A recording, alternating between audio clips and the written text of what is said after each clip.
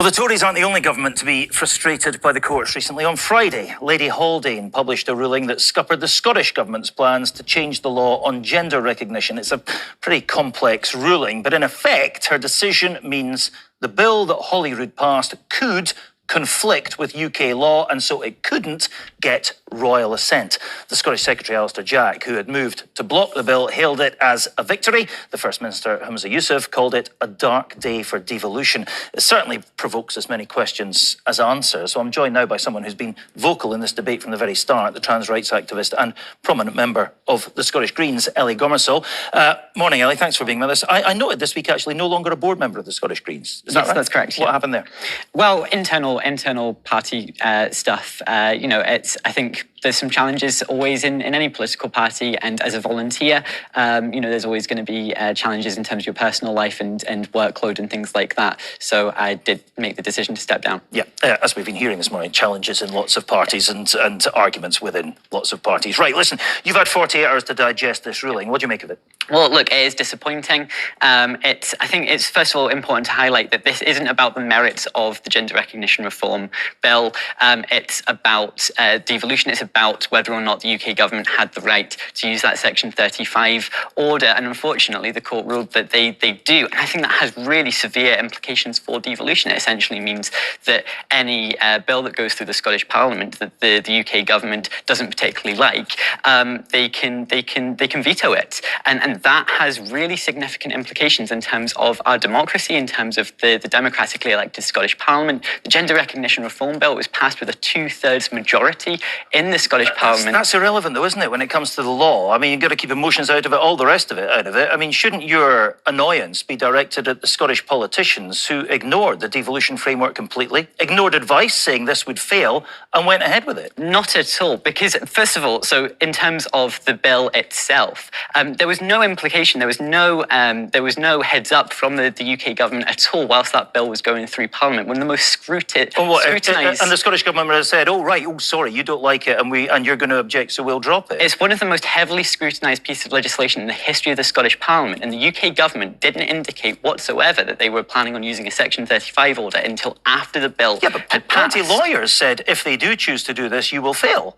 And they ignored that Not until advice. after the bill had been passed. Not until after the bill had been passed. And this is the really crucial thing. The UK government came in completely unexpectedly and vetoed a bill that had been passed with a 2/3 majority, including members of the Scottish Conservative Party as well who voted for it, members from all of the parties in Holyrood. So shouldn't the Scottish government's law officers then be to blame for this if they weren't giving them a heads up? Well, look, what a Section 35 order does is quite different to, for instance, the Section 33 order of the Scotland Act. I'm not going to get into the full details of the Scotland Act there, but a Section 33 order basically says that the Scottish government acted out with its legitimacy, out with the devolved powers that it has. Whereas a Section 35 order simply means that the UK government is able to, they say that it has some impact on reserved matters, as plenty of bills that are successfully passed by the Scottish Parliament do. For instance, the Same-Sex Marriage Act, a lot of acts around sort of pensions and things like that. The Scottish Parliament does have the power to pass those bills there within the devolved competencies. However, the Section 35 Act simply gives the veto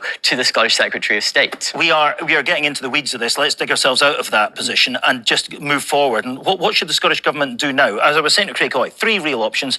Appeal this all the way, straight to the highest court in the land, or drop it, forget about it. It's not very popular publicly anyway. They might see it as an opportunity to do that, or amend it. Maybe put in a clause protecting women-only spaces, whatever, and do that and bring it back where it would pass and wouldn't conflict. What should they do? So in terms of the appeal, I think they should take legal advice and find out sort of, is there a chance of an appeal being successful? If the answer to that is no, then there's a question as to whether or not that would be worthwhile. But I do think that they should be investigating whether or not appeal is worthwhile. This is about the fabric of devolution. I think that's incredibly important. I don't think that an amendment would be successful, actually. I think that when you look at the list of reasons the UK government have given about the bill, it's the very nature of of the bill itself. I think that any amendment would completely destroy the purpose. So where does that leave us then? If the lawyers come back and say, look, you're not going to win this on appeal, then it just gets dropped. So I think where that leaves us is, I think, first of all, is focusing on some of the other ways in which the Scottish Government can support trans people like myself, who are actually at the heart of this. That's what I wanted to ask about. So if they do drop it,